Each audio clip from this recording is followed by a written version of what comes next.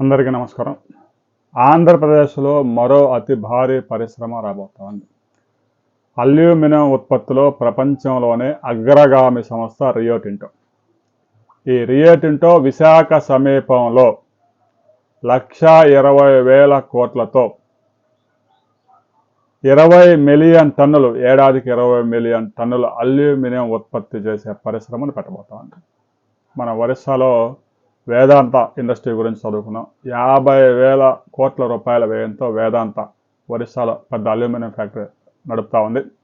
దాదాపుగా అక్కడ 12,000 మందికి ఎంప్లాయ్మెంట్ జనరేషన్ చేశారు.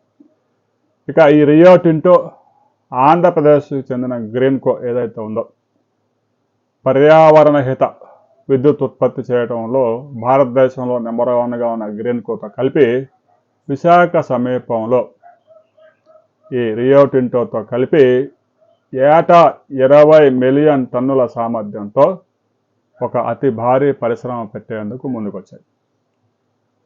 విశాఖ సమీపంలో ఒక ప్రైవేటు ఓడరేవు వారే ఒక బెర్త్ నిర్మించుకొని ఆస్ట్రేలియాలో గనులు లీజుకు తీసుకొని ఆస్ట్రేలియా నుంచి తీసుకొచ్చే బాక్సైట్ ఖనిజాన్ని ఇక్కడ పరిశ్రమలో ముడి సరుకుగా ఉపయోగించుకొని రాబోయే 8 సంవత్సరాల్లో 2 దశల్లో ఈ పరిశ్రమను విస్తరించాలని చూస్తున్నారు. ఫస్ట్ ఫేజ్లో 60,000 కోట్లు ఇన్వెస్ట్ చేయబోతా ఉన్నారు. ప్రభుత్వం నుంచి అనుమతులు, పర్యావరణ అనుమతుల కోసం ప్రయత్నాలు చేస్తూ ఉన్నారు. దాదాపుగా 6,000 ఎకరాల్లో ఈ పరిశ్రమ రాబోతా ఉంది. ఈ పరిశ్రమ విశాఖపట్నం రూపురేఖలు మారుస్తుంది అనడంలో సందేహం లేదు. ఇప్పటికే అనకాపల్లి సమీపంలో నిప్పాన్ స్టీల్ ఫ్యాక్టరీ ఏర్పాట్లు చురుగ్గా జరుగుతూ ఉన్నాయి.